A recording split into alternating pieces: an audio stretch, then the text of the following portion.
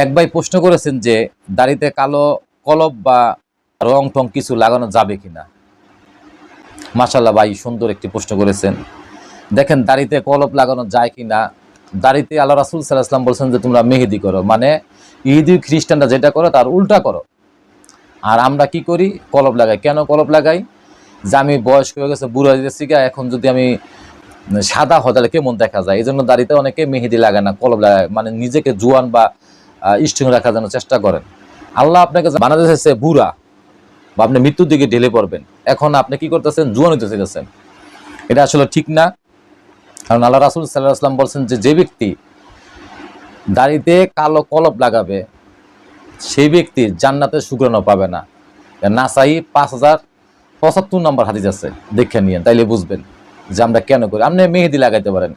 আল্লাহ রাসূল সাল্লাল্লাহু আলাইহি ওয়াসাল্লাম বলেছেন, নাসাই 5083 নম্বর হাদিস, যে তোমরা মেহেদি লাগাও। আল্লাহ রাসূল মেহেদি ব্যবহার করতেন, মেহেদি লাগাতেন, আমরাও মেহেদি ব্যবহার করব। ওই খিজাব লাগানো যাবে না, কারণ আপনাকে জোয়ান সাজার কোনো দরকার নাই। আল্লাহ যেমন রাখতে চাইছে আপনাকে তেমনই থাকবেন। আল্লাহ রাসূল সাল্লাল্লাহু আলাইহি ওয়াসাল্লাম বলছেন যে তোমরা ইহুদি খ্রিস্টানদের কি করো? উল্টা করো। এটা আছে বুখারীতে 5899 নম্বর হাদিস, যে ইহুদি খ্রিস্টানরা যা করে তার তোমরা কি করো? উল্টো করো। উল্টো মানে কি? তারা দাড়িতে রং বা খিজাব বা কোনো কিছু লাগায় না। আর তোমরা মুসলমান, তোমরা মেহেদি লাগাও। তো আপনি মেহেদি লাগাইতে পারেন।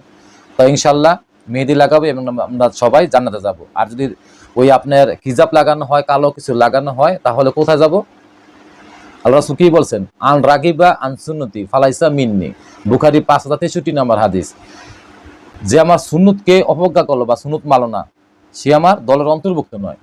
অতএব আমরা এটা ছেড়ে দিব, খিজাব লাগানো ছেড়ে দিব, আমরা মেহেদি লাগাবো ইনশাল্লাহ। আল্লাহ সবাইকে সঠিক বোঝার তৌফিক দান করুক, আমিন।